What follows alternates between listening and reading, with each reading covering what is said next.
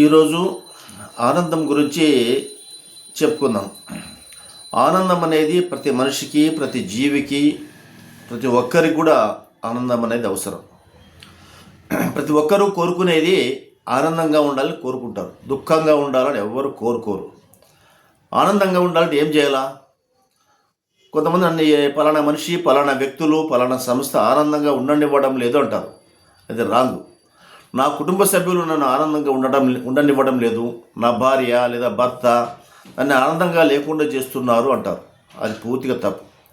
నీ ఆనందము నీ భార్య చేతులు లేదు, మీ భర్త చేతులు లేదు, మీ పిల్లల చేతులు లేదు, బయటి వ్యక్తుల చేతుల్లో కూడా మీ ఆనందం యొక్క తాళం చెవి లేదు. మీ ఆనందం తాళం చెవి ఎవరి దగ్గర ఉంది? మీ దగ్గరే ఉంది. అది ఒకరి ఆనందం తాళం చెవిని ఇంకొకరి దేవుడు ఇవ్వడు. ఇస్తే నాటకాలు ఆడిస్తారు ప్రజలంతా. కాబట్టి ఎవరి ఆనందము, ఎవరి దుఃఖము, ఎవరి కోపము, ఎవరి శాంతి, ఎవరి భావన, ఎవరి మనస్సు, ఎవరి ప్రశాంతత, ఎవరి ప్రేమ వాళ్ళలోనే ఉంటాయి. ఇతరుల వ్యక్తులు ఎప్పుడు ఉండవు. కాబట్టి నువ్వు ఆనందంగా ఉండాలా, ఉండకూడదా అని నిర్ణయించుకోవాల్సి నువ్వే. నువ్వు ఆనందంగా ఉండాలంటే ఉంటావు, ఆనందంగా ఉండకూడదంటే ఉండవు. అది నీలో ఉంది, నీ అంతర్గతంలో ఉంది.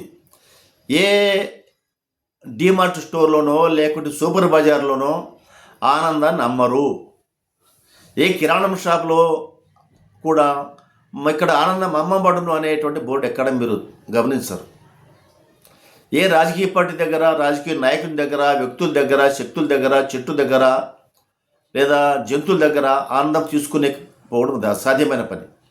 నీ ఆనందాన్ని నువ్వు బయటికి తీయాల. నీ ఇంటర్నల్గా ఉన్నటువంటి అదొక శక్తి, అదొక ఎనర్జీ, అదొక కంటికి కనిపించిన ఎక్విప్మెంట్. నువ్వు ఆనందంగా ఉండాలా, ఉండకూడదు అనేది నీలో ఉంటుంది.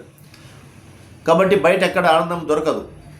అది బయట ఆనందం తీసుకొని వచ్చి ఒక చెంచా గ్లాసులోనో కాఫీలోనో కలిపి రంగునిచ్చి తాగుదామంటే అది అసాధ్యమైన పని. బయట ఎక్కడ ఆనందం చెంచాలు డబ్బాలు కిలోల ప్రకారం సేల్ చేయరు. ఏ మార్కెట్ దొరకదు. ఏ ఫ్యాక్టరీలో కూడా ఆనందం, ఇక్కడ ఈ ఫ్యాక్టరీలో ఆనందం తయారు చేస్తున్నారనే ఫ్యాక్టరీ ఎక్కడ ఉండదు, ప్రపంచంలో ఎక్కడ ఉండదు. ఆనందంగా ఎప్పుడు ఉంటావు? నీతో నువ్వు ఉంటే, సైలెంట్గా ఉంటే ఆనందంగా ఉంటావు. నీలో నువ్వు ఆనందంగా ఉండాలని నీకు నువ్వు చెప్పుకో. నీ అంతర్ ప్రపంచానికి నువ్వు చెప్పుకో, నేను ఆనందంగా ఉండాలని ఉంటావు. ధ్యానం చేస్తే ఆనందంగా ఉంటావు. ధ్యానంలో గంట సేపు కూర్చుంటే, ఉదయం గంట, మధ్యాహ్నం గంట, రాత్రి గంట సైలెంట్గా నీ శ్వాస నువ్వు గమనించుకుంటూ కూర్చుంటే ఉన్న ఆలోచనలు, టెన్షన్లు, గడిబిడి, ఈ చెత్త ఆలోచనలు, వ్యర్థ పదార్థాలన్నీ కూడా కంటికి కనిపించని వ్యర్థ థాట్స్ అన్నీ బయటికి వెళ్ళిపోతాయి. ఆ బయటికి వెళ్ళిపోయినప్పుడు మనసు సైలెంట్ అవుతుంది. అప్పుడు నువ్వు ఆనందంగా ఉంటావు. రోజు కూర్చోవాలా. రోజు మనిషికి తినడానికి భోజనము, శక్తి, ఎనర్జీ, నీళ్లు ఎంత అవసరమో ధ్యానం కూడా ప్రతిరోజు మనిషికి అవసరం. ఈ వేస్టేజ్ అంత పోయిన తర్వాత నీ మనసు తేటగా నిర్మల్ సర్ఫ్లో ఉతికేసిన బట్టల్లాగా తళతళలాడుతుంది. అప్పుడు నీకు ఆనందం అనేది ఆటోమేటిక్గా స్టార్ట్ అవుతుంది, వచ్చేస్తుంది. అది అంతే. దానికోసం ఎక్కడ బయట వెతుకొద్దు. నువ్వు ఆనందం కావాలంటే గుళ్ళు, గోపురాలు, దేవాలయాలు, మసీదులు, చర్చిలు, సిక్కు మందిరాలు, ఇంకెక్కడ పోయితే కూడా ఆనందం ఉండదు.